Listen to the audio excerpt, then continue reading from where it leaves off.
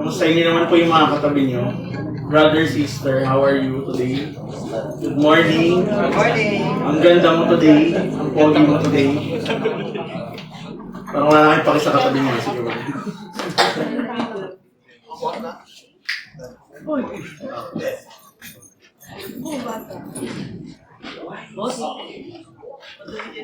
Okay. So, again, happy 10th anniversary sa buong LPC. Palampakan naman natin si Lord. Sa buong 10 years na siya ay very faithful, no? Very naging good provider, no? Hindi natin ma-imagine we started na nandun lang sa garahe. Tapos pag umuulan, basa yung sahig. No? Binigyan tayo ni Lord ng na-bless tayo ng lugar na ito. And I hope we continue to pray for the place. Alam niyo na yun, hindi natin ulit-ulitin pa. Okay. So, ang team pala natin for this year, hindi pa natin masyadong So, press into forgetting the past, striving forward, pressing toward the goal. Philippians chapter 3, verse 13 to 14. So, ako ang personal encouragement ko sa bawat isa, if you have, aside from your time in reading the Bible, dun sa sinesend everyday ni Pastor Rodel, if you have your personal time of prayer, of devotion, I suggest that you always read this. Philippians chapter 3, verse 13 to 14, as part of being a member of LPCF. I pray na maging kasama sa prayer natin, no? Sa bawat isa, na para sa church, para sa mga church mates natin, and siyempre para sa atin. No? And in line with this, no, as part of our efforts to help the whole church in, aside from understanding and reading the whole Bible, through the Bible reading na ginagawa natin, also through our preaching every Sunday, nag-come up ang mga pastors with the initiative to do a book study. No? So, mapapansin niyo po, in the next coming Sundays, we'll be focusing on a certain book. No? And then we will talk about each chapter and para mas ma-dig deep natin. No? So, hindi ko naman sinasabi na wala tayong naintindihan pag binasa natin ito ng isang basahan lang. Pero mas mainam if we try to talk about as a church, ano ba ang meron at a certain chapter, at a certain verse. So, ganun yung magiging atake. No? So, I'm just setting the stage or setting the atmosphere yung mga mangyayari sa mga susunod na Sunday.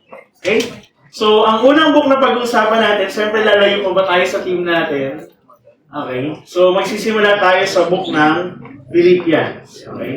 So, yun ang ating magiging unang book na pag-aaralan. So, ang Philippians po ay makikita saan? Sa New Testament. Okay? Pang-ilang book sa New Testament? For 500 pesos. So, computer pa din ako sa mga lalala. For 1,000 pesos. Ilang chapters meron sa Philippians? 4. Mali. 5. Square root of 16 years ago. So, 4 pa rin, joke lang. Wala lang, ginano ko lang. Nasa game mode pa din eh. Anyway, pag-uusapan natin yung buong chapter 1. So, ako ang naatasan to give us an overview of the whole book. Hirap ng trabaho. The overview lang. Kasi, gaya ng lagi kong sinasabi na paulit-ulit dito, hindi nyo napapansin. We will only understand kung ano yung sinasabi sa Bible if we know the following. Kilala natin sinong nagsasalita, sinong nagsulat. Okay? O sino yung nagsasalita dun sa nakasulat or nakalathala. Okay? Number 2, ano yung tema? Okay? Nung libro na yon, para saan? Ano yung purpose? Bakit sinulat nung nagsulat? Diba? Bukod sa nakakasulat siya, bakit niya sinulat? Okay? Ano yung rason? Kasi maraming philosophy. So, malamang marunong sa magsulat. Okay. Bakit? No, lagi lang may bakit yan. Bakit isinulat? And pang-apat, isa pa na mahalaga na maintindihan natin, ano yung mga circumstance? Ano yung mga pangyayari sa paligid niya habang sinusulat? Okay? Kasi hindi ka naman magsusulat lang ng sulat lang, di ba? Kaya nga tayo may mga magagandang mga kanta, di ba? Kasi sinulat sila ng mga composer na inspired. Tama? Kaya nakakakilig yung mga love song. Arui. Di ba? Kasi yung nagsulat, in love. Di ba? Paano kung ang nagsulat ng love song galit? Di ba? Mararamdaman mo din yung galit sa pagsulat kasi galit sa yun yung gusto nating malaman. Yung mga bagay na yun, para mas maintindihan natin yung konteksto, para mas maintindihan natin ang buo, bakit ngayon? Okay? Sige. Gusto ko lang basahin natin yung buong chapter 1, 30 verses. Kagabi pa po nagtatalo, babasahin pa namin sa lahat. So, babasahin. Okay? Sige, tayo po tayong lahat. If you have your Bibles, please open it to Philippians 1. And babasahin natin yung verse 1 to 30. Sinasabi ko na po kung gaano karami. Okay? Pero sasabayin ko po kayo, okay, mag-alala po lang po kayong Bible, nasa screen po ang ating verse. Sabay-sabay po tayo, Philippians chapter 1. Begin. Paul and Timothy, servants of Christ Jesus, to all God's holy people in Christ Jesus at Philippi, together with the overseers and deacons, grace and peace to you from God our Father and the Lord Jesus Christ. I thank my God every time I remember you. In all my prayers for all of you, I always pray with joy because of your partnership in the gospel from the first day until now. Being confident of this, that he who began a good work in you will carry it on to completion until the day of Christ Jesus. It is right for me to feel this way about all of you, since I have you in my heart, and whether I am in chains, defending and confirming the gospel, all of you share in God's grace with me. God can testify how I long for all of you with the affection of Christ Jesus. Verse 9. And this is my prayer, that your love may abound more and more in knowledge and depth of insight, so that you may be able to discern what is best and may be pure and blameless for the day of Christ, filled with the fruit of righteousness that comes through Jesus Christ, to the glory and praise of God. Now I want you to know, brothers and sisters, that what has happened to me has actually served to advance the gospel. As a result, it has become clear throughout the whole palace guard and to everyone else that I am in chains for Christ. And because of my chains, most of the brothers and sisters have become confident in the Lord and dare all the more to proclaim the gospel without fear. Verse 15. It is true that some preach Christ out of envy and rivalry, but others out of goodwill. The latter do so out of love, knowing that I am put here for the defense of the gospel. The former preach Christ out of selfish ambition, not sincerely, supposing that they can stir up trouble for me while I am in chains. But what does it matter? The important thing is that in every way, whether from false motives or true, Christ is preached. And because of this, I rejoice. Yes, and I will continue to rejoice. For I know that through your prayers and God's provision of the Spirit of Jesus Christ, what has happened to me will turn out for my deliverance. I eagerly expect and hope that I will in no way be ashamed, but will have sufficient courage so that now, as always, Christ will be exalted in my body, whether by life or by death. For to me, to live is Christ, and to die is gain. If I am to go on living in the body, this will mean fruitful labor for me. Yet what shall I choose? I don't know. I am torn between the two. I desire to depart and be with Christ, which is better by far. But it is more necessary for you that I remain in the body. Convinced of this, I know that I will remain, and I will continue with all of you for your progress and joy in the faith, so that through my being with you again, your boasting in Christ Jesus will abound on account of me. Whatever happens, conduct yourselves in a manner worthy of the gospel of Christ. Then, whether I come and see you or only hear about you in my absence, I will know that we stand firm in the one Spirit, striving together as one for the faith of the gospel, without being frightened in any way by those who oppose you.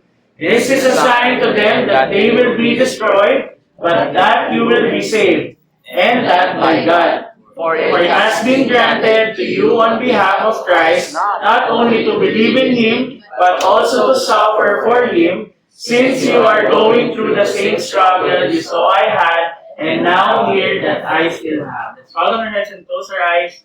Lord, maraming salamat, Lord, for giving us His Word, Lord God, this Book of Philippians. Lord, thank you for allowing us, Lord God, to do this book study today, Lord. And I pray that as we go on through each verse, Lord God, I pray that you continue to open our hearts, Lord God, open the eyes of faith, Lord God. Let your Holy Spirit teach us your word. Lord, gamitin mo lamang ako, Lord God, na mensahero mo, Lord God, maging bibig mo, Panginoon, lahat ng mga bagay na mapag-uusapan namin, masasabi ko dito sa harap, Panginoon, ay mga bagay na magbibigay lamang ng buhay sa puso ng bawat isa. At gagamitin namin to bilang aming ilaw as we go through on our journey, Lord God, as we explore the Word, Lord God, and sa pagpapatuloy na pagpapalaganap ng iyong salita, Panginoon. Maraming salamat.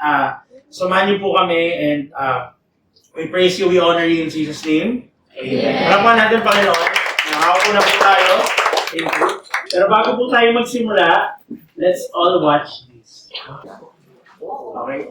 Where do we find personal greatness? Is it here? Or here? Maybe it's here. Or maybe even here.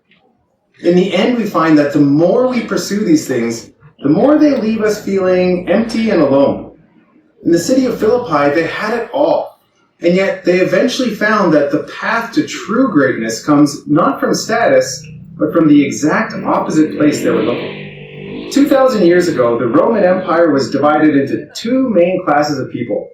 Those who were Roman citizens and those who were not. Even though the Roman Empire controlled the Mediterranean world at this time, most people in the empire were not privileged enough to be a Roman citizen. Most of those who had citizenship were born into it, inheriting it from their parents. Some people were granted citizenship by performing a valuable service to the empire, while still others paid a large amount of money for the privilege. Why was Roman citizenship such a big deal? This status granted people unique rights, such as having access to special privileges under the laws of Rome. These included the right to appeal directly to the emperor himself for legal issues, as well as certain tax benefits. Because of this special treatment, Roman citizens became prideful and tended to think of themselves as the superior class, while looking down on non-citizens as the inferior bottom-tier class. For a long time, Philippi was a small, insignificant Macedonian farming community. However, that all changed in 42 BC when an important battle was fought there. This battle would eventually lead to Augustus becoming the new emperor of Rome. In honor of his victory, Augustus gave Philippi a special status as a Roman colony. This new prestigious status granted them all of the rights, privileges, and favor of Rome. This status also made Philippi an attractive place for Roman citizens to settle, and it became a major settlement for retired army veterans who were fiercely loyal to Rome. Their status as a Roman colony became a source of pride and prestige for the residents. They all tried to make themselves look important by adorning themselves with the best clothes and boasting about all of their great accomplishments. Then one day into this proud little community, Paul showed up. He proclaimed a message about Jesus, who was neither a veteran nor a Roman citizen, but a lowly Jewish carpenter.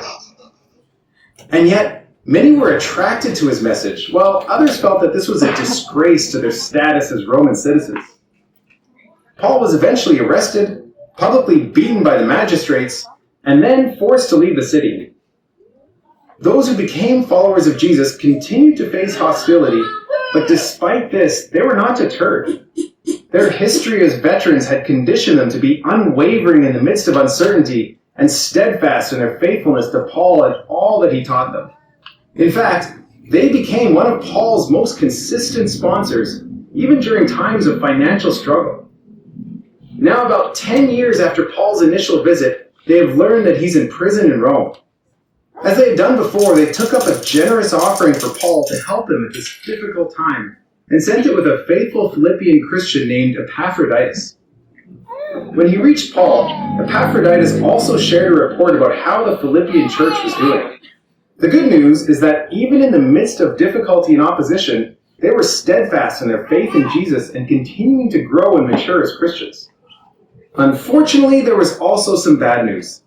As mature as they were in their faith and generosity, there was still a part of their cultural behavior that they had never dealt with: their pride. Some of them were still striving for personal status and prestige, rather than serving and building up those around them. This pride was driving them apart and weakening the church.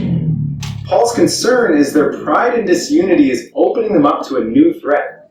There was a group of false teachers in the area who preyed on people's pride, telling them that they can attain a higher status before God and gain greater honor before others. This teaching all too easily tapped into the deep-seated Roman arrogance of the Philippians. So, how does Paul say that we are to attain true greatness before God? It's the simplest answer, and yet one that takes a lifetime of work. Paul says that we are to imitate the humility of Christ. What does that look like? It is not elevating ourselves in the eyes of others by trying to look the smartest, being the best dressed, or pretending that we are living a perfect life. Like Jesus, it's becoming a servant of those around us and seeking ways to make them better. As we grow in humility to serve those around us, we'll also grow in unity with one another and experience the Philippians effect. If you would like to help create free Bible resources for people in all languages, subscribe.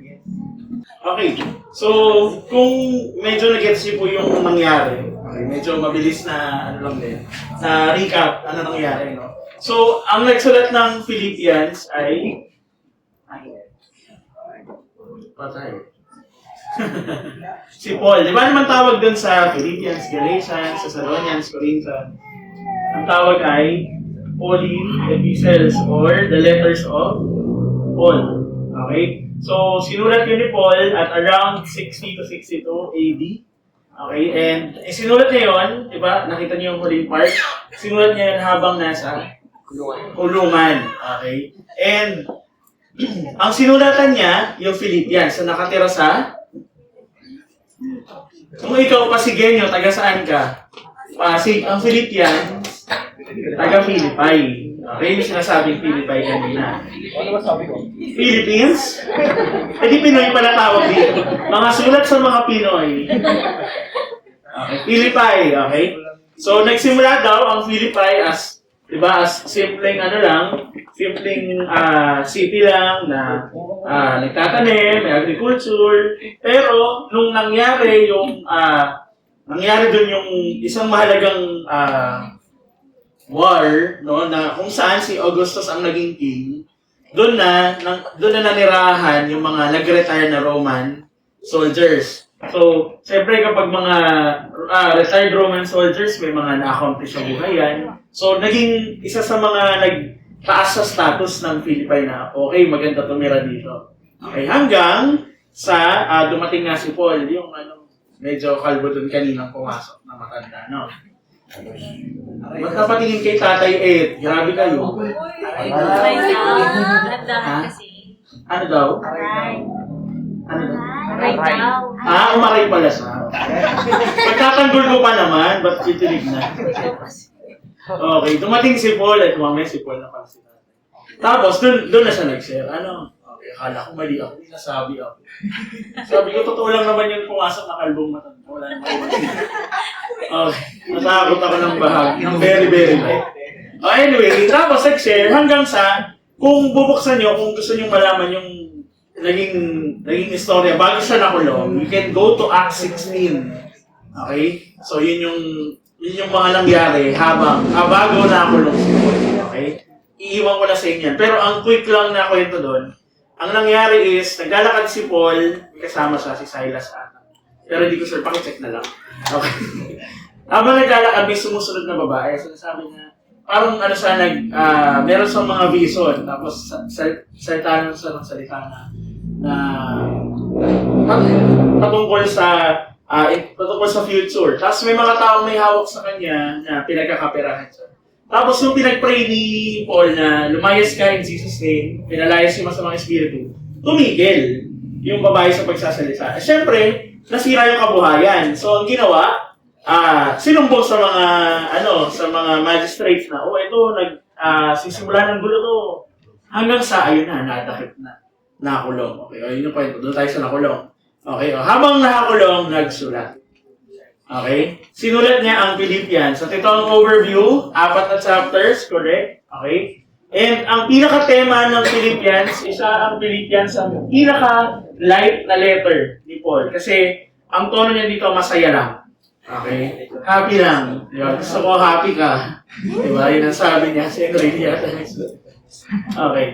Kung mapapansin nyo, walang masyadong negative na nabanggit dito. Okay? And, each chapter, merong binabanggit patungkol sa word na joy. No? Kaya, each chapter was given a description. Chapter 1, joy in living for Christ. Joy in serving Christ in unity, chapter 2. Chapter 3, joy in knowing Christ. And then chapter 4, joy in resting in Christ. So, yun yung mga aasahan natin in the next couple. So, we will focus on chapter 1, no?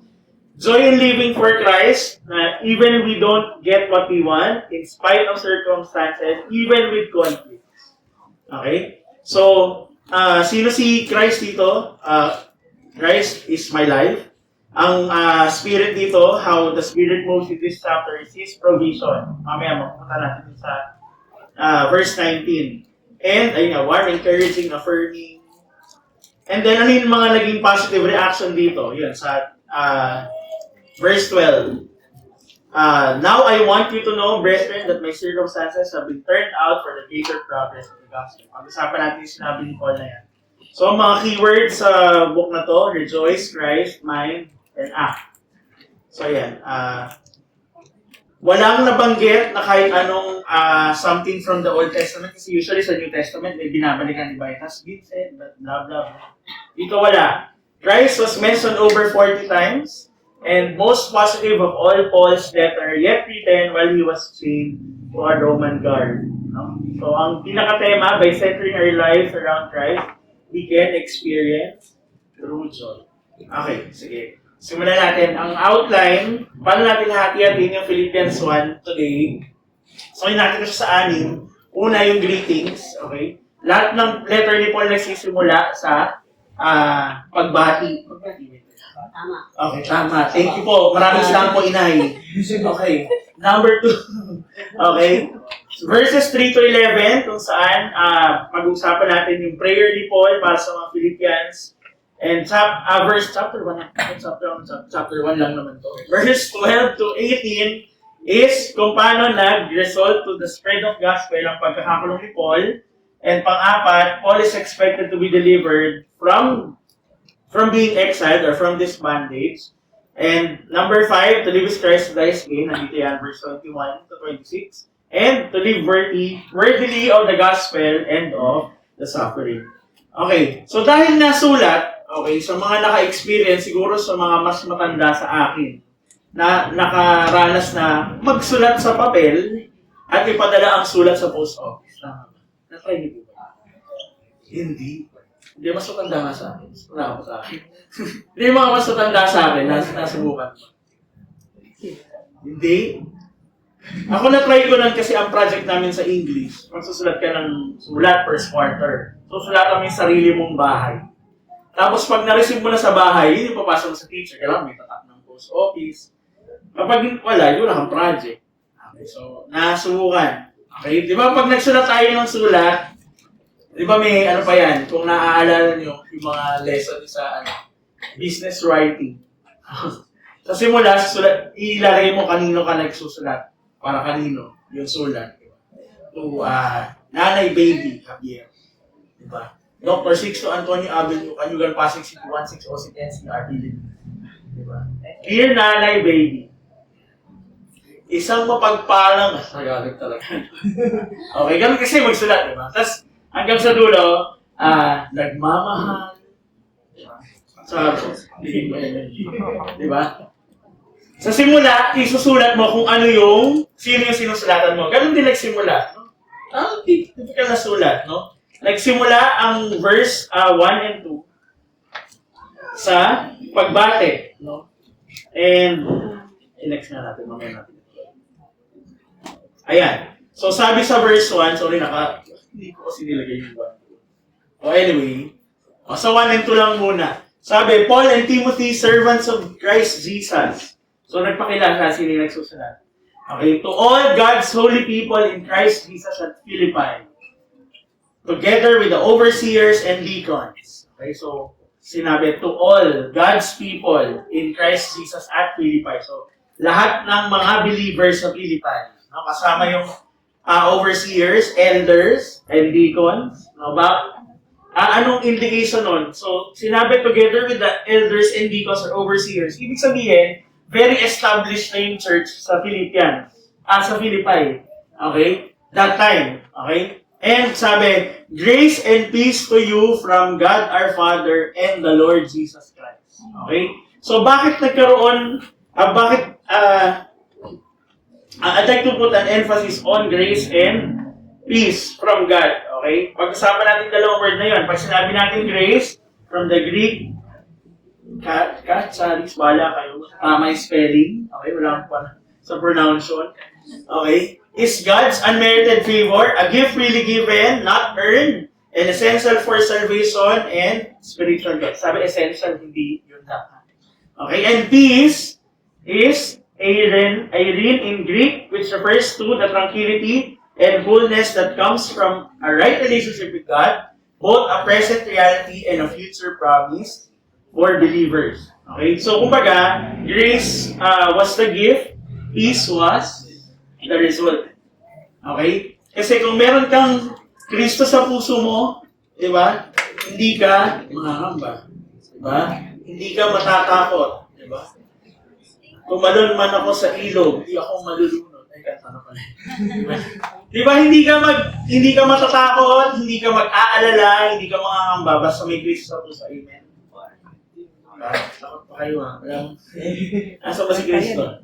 Okay? And kung titingnan natin yung mga books, yung iba pang mga letter ni Paul sa 2 Corinthians, yung pangalawang sulat niya sa mga Korinto, andun din, grace and peace to you from God our Father and the Lord Jesus Christ. Ang sabi niya sa mga taga-Galasa, verse 3, to the churches of Galatia, grace and peace to you from God our Father and the Lord Jesus Christ. Ang sabi niya sa mga taga-Colosas, diba? Grace and peace to you from God our Father. Okay? So, sinisimulan ni Paul by blessing the people with the grace and the peace that comes from the Lord, which is, I think ito yung pinaka-sentro ng Christianity. Kaya, dineclare yun ni Paul. Okay? Sige. Sundan natin sa pagkatapos ng, siyempre, nag-high na. Hindi lang naman mag-high yan palagi. May kasunod na. Okay. So, sabi ni Paul, verse 3, I thank my God every time I remember you. Diba? Imagine yung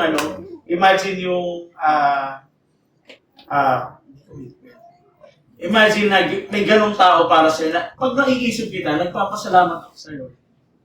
Diba? Kung maalala kita, ay, thank you Lord kasi may isang Hector akong kaibigan. Ay, thank you Lord kasi si Chris laging nandyan. No? 8 o'clock pa lang nasa church na. Nag-pizza agad sa GC. Kailangan na tuloy lahat. Di ba? Pag may nagsabi sa'yo namin, thank you kasi nabibless ako. Nakikita lang ito nabibless na ako. Diba? Imagine yung connection ni Paul sa mga Philippians. Pero to think, na sinulat niya to, di ba sabi kanina, pinuntahan sa ni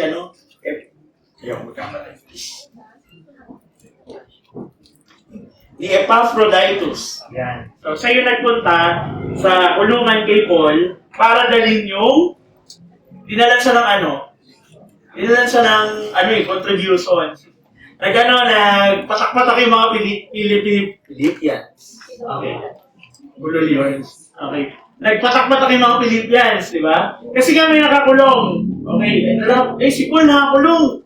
Siguro walang nag-aalaga doon, bigyan natin ng pera. Okay. Nagpatak-patak sila. May nagpaikot ng basket. Okay. Tapos, si Epaphroditus yung nagdala doon. Okay? So, ayun, yun lang yung background. Kaya, isipin natin kung ikaw nabigyan ka habang nakakulong, di ba parang masaya yung feeling. Okay? Verse 4, in all my prayers for all of you, I always pray with joy. Okay? Because of your partnership in the gospel from the first day until now, being confident of this, that He who began a good work in you will carry it on to completion until the day of Christ. Okay? So, pag tignan natin yung word na partnership with the gospel. Okay? Ano yung tinutukoy ni Paul? Bakit siya, pag nagpa-pray siya with joy because of their partnership with the gospel? When you say partnership, di ba? In the surface level, ang meaning, di ba? Pag partnership kayo, pantay kayo na pares kayo tinataguyod ng business ba? In the sense of a business. Pero pag sinabi mo kasi partner, katuwang, di ba? In this context, naging partner sila at Philippians was in partnership with the gospel because they embody kung ano yung sinasabi sa gospel. Di ba? Nagpatuloy sila. Di ba? Kwento ni Epaphroditus. Di ba? O Paul, ganito yung mga Philippians. Nagpatuloy sila. Patuloy silang nanindigan sa mga tinuro mo kung ano yung sinasabi ng Panginoon. Kaya tuloy-tuloy sila sa kanilang paniniwala. Okay? So, kaya nag-thank you si Paul na thank you for being in partnership with the gospel. Kasi kahit wala na ako dyan, malayo ako, at kahit nakakulong ako, pinapagpatuloy niyo pa rin yung mga itinuro ko. Okay? So, sabi sa verse 6, sabi niya, being confident of this, He who began a good work in you will carry it on to the completion until the day of Christ Jesus. Okay, diba? So, sino dito naniniwala na kapag ang Panginoon ang naglagay sa atin sa isang bagay, siya ang magtatapos kung ano yung pinagawa sa atin? Amen? Hindi tayo dinala sa LPCF para lang umattend lang. And then pag uwian na. Diba? May reason. May dahilan. Bakit tayo nandito ngayon? Amen? And hindi ko malilimutan, unang youth service ko po dito sa church na to. Nag-preach si Kuya Clip. Sabi niya, ay, hindi ko sinat ka. Sabi mo, tagal na nun. Sabi niya, walang aksidente. Hindi na umalis. Hindi. Pero diba, ano na nangyari? Ako pala yung maiiwan dito. Diba? Lahat ng sinabihan niya, nawala na dito. Diba? Ako na lang ang naiwan. So, may dahilan. Hindi aksidente at sabi nga dito, hindi ka nilagay ni Lord sa isang bagay na walang rason. No? May rason si Lord and siya ang magtatapos kung ano mang saan ka man niya nilagay. No? So let's take a look at Romans 8:28. And we know that in all things God works for the good of those who love Him, who have been called according to His purpose. Okay? So kung tinawag tayo ni Lord, may rason. Okay? Hindi lang sa basta na-invite lang kasi libre siya. Diba? Hindi. Merong, though pwedeng ganun yung instance na ginawa ka talaga ni Lord na libre that day at masama ka sa church. No? Pero the Lord has a purpose. No? Hindi lang basta, Sunday kasi wala akong gagawin. Ay, Sunday kasi lilibre ko na Hector pagtapos nito eh. Kaya ako attend eh. No? The Lord has a purpose. And kung nilagay ka ni Lord sa kung nasan ka man ngayon, sa din yung kasama mo hanggang matapos. Amen. Okay. Sige, next tayo sa verse 7. Okay? To 8. Kasi yung part 2, sorry. Iba 3 to 11. Punta tayo ng verse 7. It is right for me to feel this way about all of you, since I have you in my heart. And whether I am in chains or defending and confirming the gospel, all of you share in God's grace with me. God can testify how I long for all of you with the affection of Christ Jesus. Okay? So imagine, no? Kung kahit na malayo si Paul, ganun niya iniisip, ganun yung gusto niya sabihin na kahit malayo ako, I still have you in my heart kasi alam ko na nagpapatuloy kayo, na pinapalaganap yung salita. Okay? So, it tells us that if we have the desire to share the gospel, there is always an opportunity to do so. Okay? Kung ano man ang maging ano man ang maging circumstance mo. Si Paul nga nakakulong eh. Di ba? Nakakapag-minister pa din sa iba't ibang mga churches. No? O imagine din natin, no? Kasi alam ko, may nakulong na po dito. Siyempre nakakaya naman aminin. Nakulong na po ako. Wag na lang po nakulong. Lahat tayo naranasan to, sure ako. Okay, yun nangyari nung March 2020. Ano nangyari nung March 2020? Diba? Yung sabi nilang 2 weeks lang. Tapos 2 months. Tapos 2 years. Diba? Ang hirap lumabas ng bahay. Diba? Sabi ni Kim Chibawa, lumabas. Diba? So, parang ganun yung feeling, no? Nang nakakulong. Yung first few weeks mahirap. No? Medyo stressful sa ating mental. Pero kung pasaway po kayo, hindi siguro na. Pero di ba parang nakakulong yung dating kasi anong ginagawa ng barangay? O nagtatala lang ng ayuda, o ito yung kakanin nyo, o ito yung bigas nyo, ito yung dalasan nyo, ito yung kakainin nyo. Diba? Ganun lang, rinarasonan lang. Parang ganun yung naisip ko na analogy sa nakakulong. Sa nakakulong, nandun ka lang sa loob, hindi ka pwedeng lumabas, dadala kang pagkain, diba? Bahala ka sa buhay mo, basta nandun ka lang sa loob. Tayo parang ganun ang lockdown na no. Kaya lahat tayo, kung ano ang ginawa. No?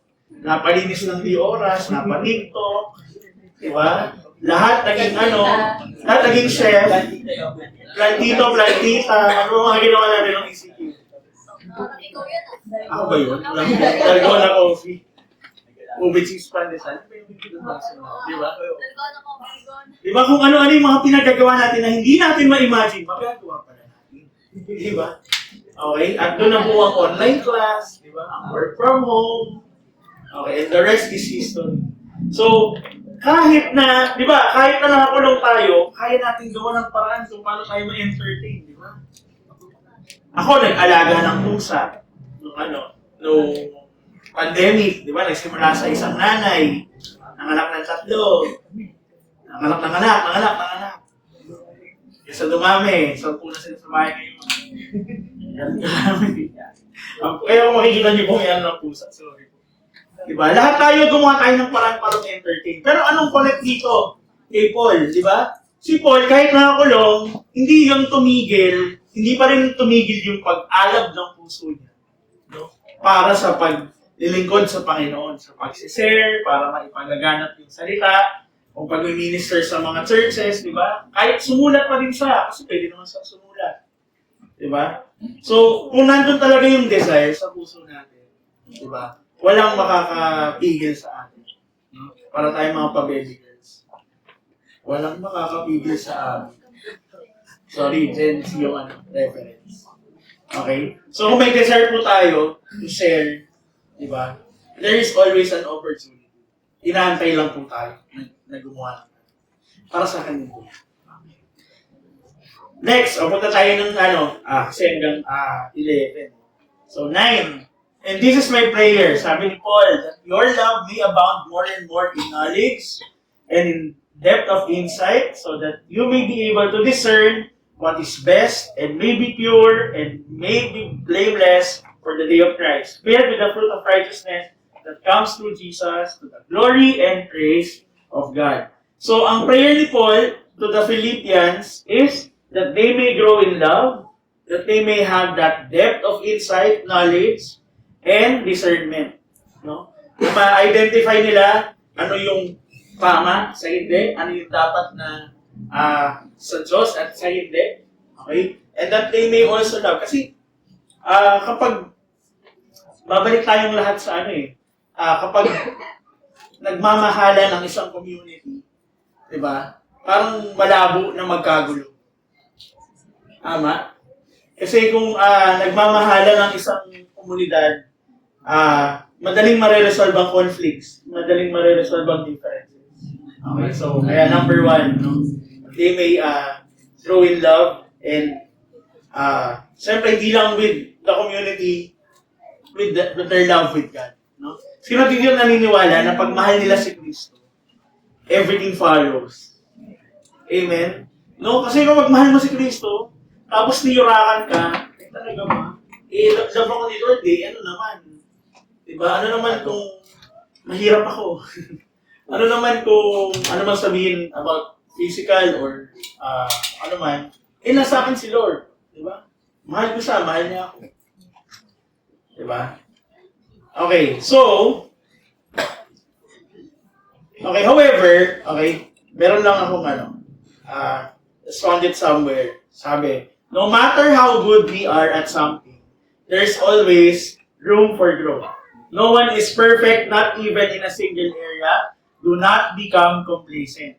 And that is the theme of Philippians, press on towards the prize. Diba, hindi, kung pag kinumpare mo kunyari sa mga Corinthians, paano yung mga naging salitaan ni Paul sa mga Corinthians?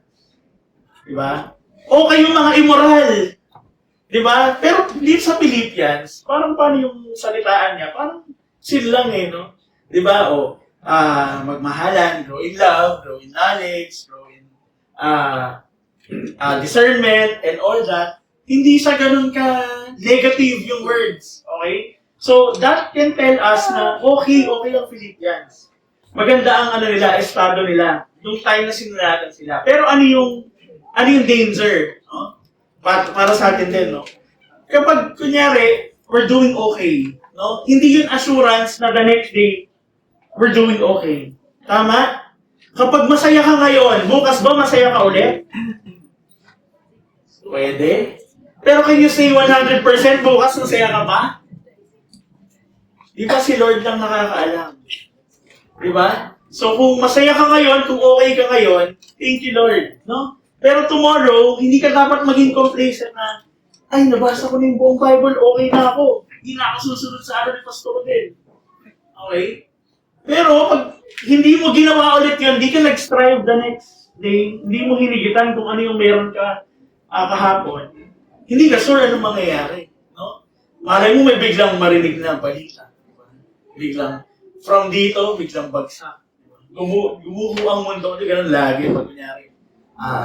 Mga sinasabi ng mga magulang pag nabuntis yung anak or na pahamak, gumuho yung mga pangarap ko. Diba? Parang gano'n, di ba? Hindi natin sure, no? Kaya huwag tayo maging complacent. Kaya sinasabi, no, sa Philippians 3 in the next 2 weeks, no? Hindi ko lang si Raymar ang press on toward the prize. Okay? So, every day, palagi tayong kasama sa prayer natin na, Lord, kung ano man po yung mga nakalaan para ma-encounter ko today, Lord, I pray na palakasin mo ko, makaya ko lahat ng darating. Kasi naniniwala ako na ikaw lang ang nakakaalam ng lahat, at ikaw lang ang may kayang palakasin ako para pagtagumpayan ko yung mga pagsubok sa hinaharap. Okay. Okay, so that's verse 11. Punta tayo sa pangatlong part. Okay? Yung ano yung nadulot ng pagkakakulong, no? Ni Paul, which resulted in spreading the gospel. Okay? So, tinake ni Paul yung pagkakakulong para ma-spread yung gospel.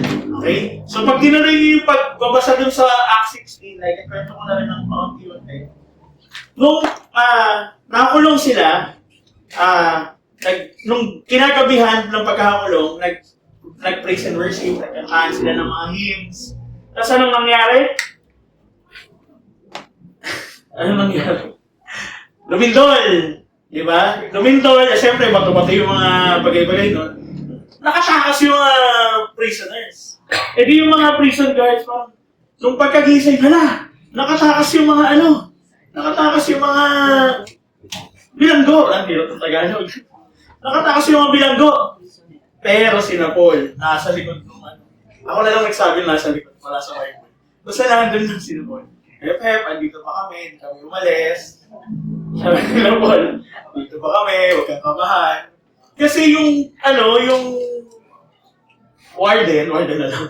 Papatay na niya yung sarili niya. Sabi niya, naku, hindi ako mapapatawan. Napatakas ko yung mga bilanggo. Biglang sabi nila, Lopop, andito ako, hindi kami umalis. Hindi kayo madaya. Okay, tapos, yun na yung naging opportunity ni Paul. Nag-share. No? Nag-share, tapos hanggang sa inimbitahan na si Paul sa bahay ng prison guard, di ba? Hanggang doon nagtuloy-tuloy yung pag-share. Hanggang sa, pati yung hari po yata, yun na ako. Kasi wala na akong time. 9 o'clock na maliligo. Okay.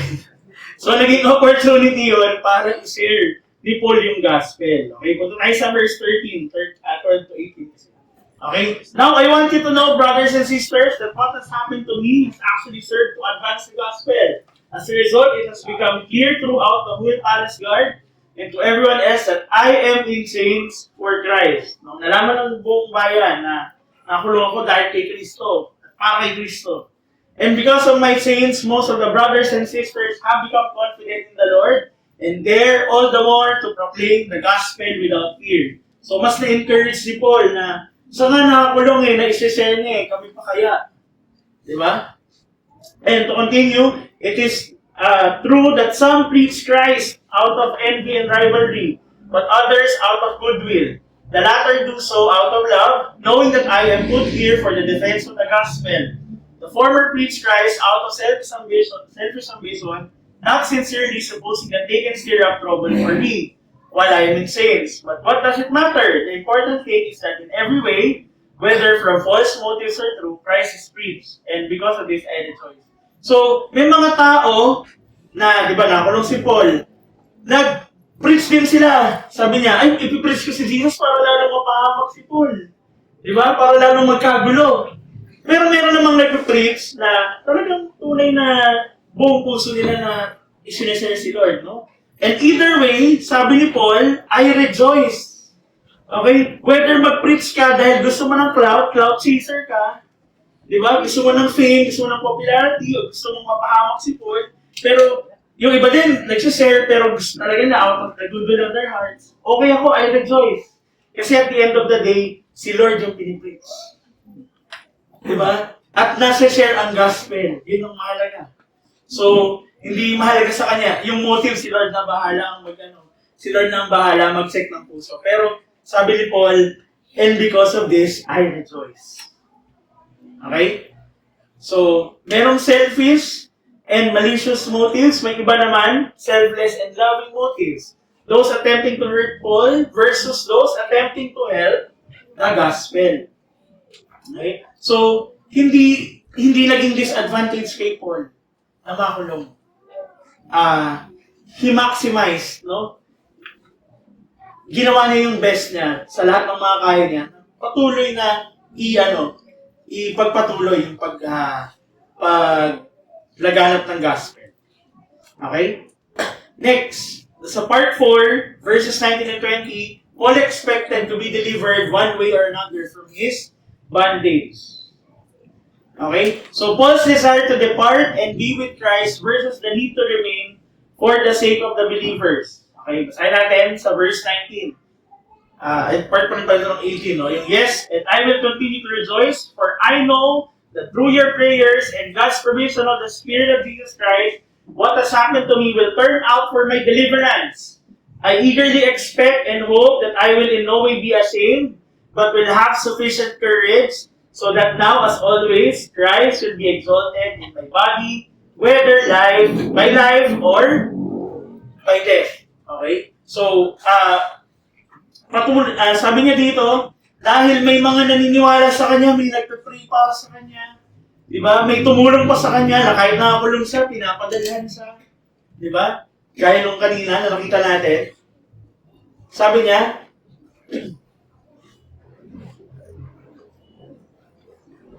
the Spirit of Jesus Christ, what has happened to me will turn out for my deliverance.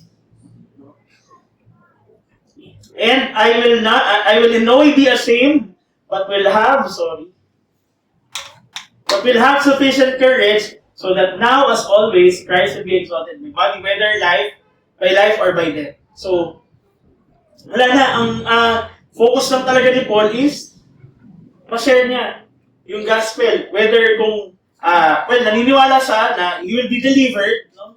Pero wala siyang pakialam walang nakakalam kasi si Lord ang nakakalam ano mangyayari in the future.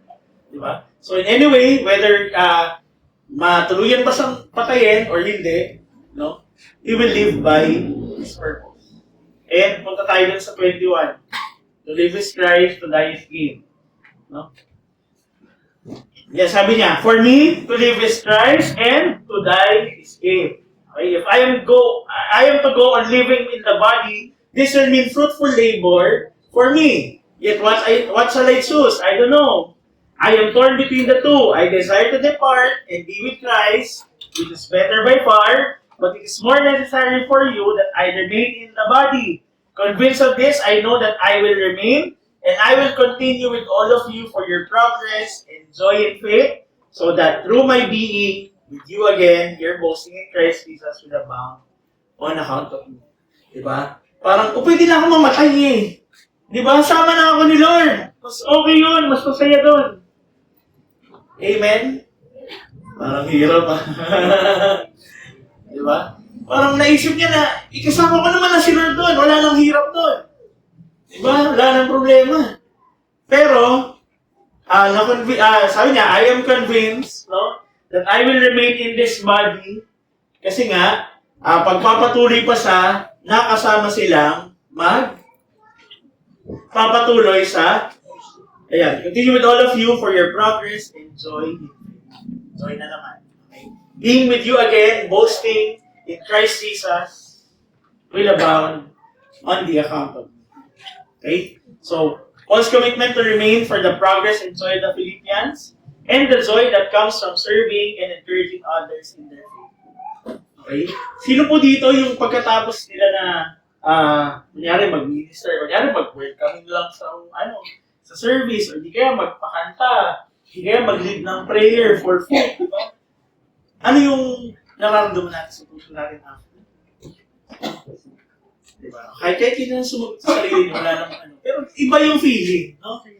Na inahayaan mo si Lord na, so, nagre-respond ka sa tawag ni Lord na, I Lord, use me. Diba? Kung ano man yung talent ko, gamitin mo sa ministry mo or sa gawain mo.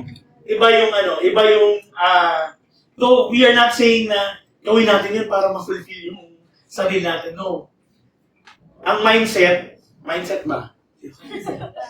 Ang mindset is that we bring joy to the Lord as we serve.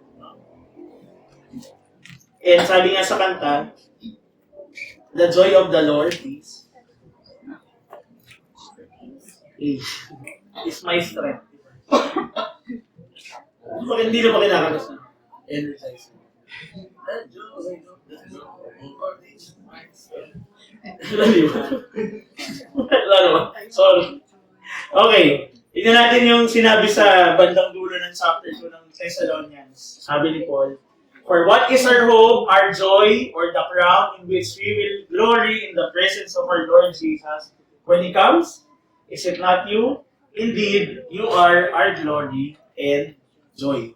Okay? So, yun pares ang sinasabi ni Paul sa mga sinusulatan niya, no? At the end of the day, we'll end up there together with the Lord. Amen? Makikita-kita tayo doon. Masunod na lang. Hindi tayo susunod. Ayoko nun. Mahirap yun. pero mahirap. Baka di kayanin. And last part, live worthily of the gospel and of suffering. Okay? So, this is an encouragement to live and carry on in a manner worthy of the gospel of Christ. So, dulo ng verse 1, sabi, whatever happens, conduct yourselves in a manner worthy of the gospel of Christ. Then, whether I come and see you, or only hear about you in my absence, I will know that you stand firm in the one Spirit, striving together as one for the faith of the gospel. Okay? So, ano sinasabi ni Paul dito? Na, when you share, diba, kung magpapatuloy ka, conduct yourselves, or mamuhay ka nang naayon sa gospel. Diba? Kasi ang hirap naman, Mag-share ka. Si Jesus ang Savior. Okay, dapat, di ba, nag-share tayo. Tapos, makikita ng mga pinag-sharean mo, ayun, umiinom sa kanto. Nagyayosi. Hindi sila sabing, hirap. Hindi parang, taliwas eh. Parang gano'n eh. Hindi nagkakaroon eh. Parang gano'n eh. Hindi nagtama. Okay? So sabi, pag, when you, mamuhay tayo ng naayon sa gospel. Okay? And sabi pa niya doon, standing firm in the face of opposition and persecution, the privilege of suffering for Christ, and the strength it brings. Tuloy natin sa 28. Without being frightened in any way by those who oppose you. This is the sign to them that they will be destroyed, but that you will be saved, and that by God. For it has been granted to you on behalf of Christ, not only to believe in Him, but also to suffer for Him. So since you are going through the same struggle you saw I had, and now hear that I still have. So, ang paglingkod po sa Panginoon, hindi laging masarap. Hindi laging masaya. O hindi laging chill lang. No? Meron at merong mang-uusig. Meron at merong hindi maniniwala. And that's okay. Ang mahalaga, nagpatuloy ka. And you stand firm in your belief and in your faith. Pwedeng yung mga mang-uusig sa'yo, masakit, close friends, family members, no? Pero anong sabi? Diba? Stand firm. Press on. Diba? Kasi sino bang kasama mo? Sino bang sinishare mo? Diba? The joy of the Lord is my strength. Diba? And we'll end with this verse. 1 Peter 3:17. For it is better if it is God's will to suffer for doing good than for doing evil. Diba? Mas okay na mag-suffer na ginagawa ko yung tama, na ginagawa ko kung ano yung sinabi ng Panginoon. Kesa mag-suffer ako dahil sa kasalanan. So, nagat-nagat ako. Amen? And ang sabi ni Charles Spurgeon, we'll end with this quote, believers are not dependent upon circumstances. Their joy comes not from what they have, but from what they are. Not from where they are, but from whose they are. Not from what they enjoy, but from that which was suffered for them by the Lord. Okay? I pray this morning na as we go on to our lives for the rest of the week, if merong urge na mag-share tayo. Okay? Hindi man directly the message, but yung testimony natin, i-share natin. But beware if there are things that might go along your way na opposing us. Always remember that it's God that we have in us. Na sabi nga, pag wala kang Kristo, hindi pa ipagtat na. Kung ikaw ay may Kristo, wala kang talo. Marang patalas. Okay? Sige, let's bow down our heads and let us pray. Lord, maraming salamat, Lord God, for the reminder of your word. Thank you for allowing us, Lord God, to understand, Lord God, yung mga pinagdaanan ni Paul with that time, Lord, na sumulat siya sa mga taga-Philippi, Lord God. Lord, let this chapter, Lord God, today be planted in our hearts, Lord God. Yung encouragement, yung mga rema words, Lord God, dalhin namin to as we go on through our lives, as we explore the world, Lord God, outside this church. And magamit namin to, Lord God, as our light. And maging guide namin, Lord God, as we go through our each and everyone's lives and endeavors, Lord God, sa labas ng church ako. And Lord, I pray, Lord God, that you continue to unite each and everyone, Lord God, yung mga puso namin, Lord God, align our hearts, Lord God, na magpatuloy, na mag-stand firm, Lord God, for what we believe in, Lord, and for what is right, and for what is being said in your word, Lord God. I pray, Lord God, that we continue na magbasa and mag-pray, mag-spend ng time, mag-devote, Lord God, sa aming mga quiet time, Lord God, dahil we don't know what tomorrow may bring, Lord God. And hindi namin alam kung anong mga problema ang pwedeng dumating in the future. That's why, Lord God, patuloy mong ipaalala sa amin, Lord God, na magpalakas through your word, Lord, through the Bible reading, through our personal prayer time and quiet time, Lord God, na magpalakas sa amin, Lord God, and mas mapalalim pa yung pagkilala namin sa inyo, Panginoon. Hallelujah. And I pray, Lord God, that you strengthen, Lord God, the fellowship of this church and PCF, Lord God, and magsama-sama kaming mag-stand for what is right and what is in your gospel, Lord, and that we may share this, Lord God, to our friends, to our family members na hindi pa nakakilala sa iyo, and makilala ka through our personal testimonies ng aming mga buhay. Okay, maraming salamat po, Panginoon. Inilalala po namin, Lord God, ang mga ibang oras para sa inyo, Lord God. Samahin po kami. And iselyohan mo, Lord God, ng banal mong dugo, Lord God, yung mga bagay na pag-aralan namin today. And walang magagawang kaaway para manakaw to sa amin. And we will just be victorious, Lord God, in our lives. Hallelujah. Maraming salamat po. We give you all the glory, the highest praise. In Jesus' name, amen. Parapan natin tayo.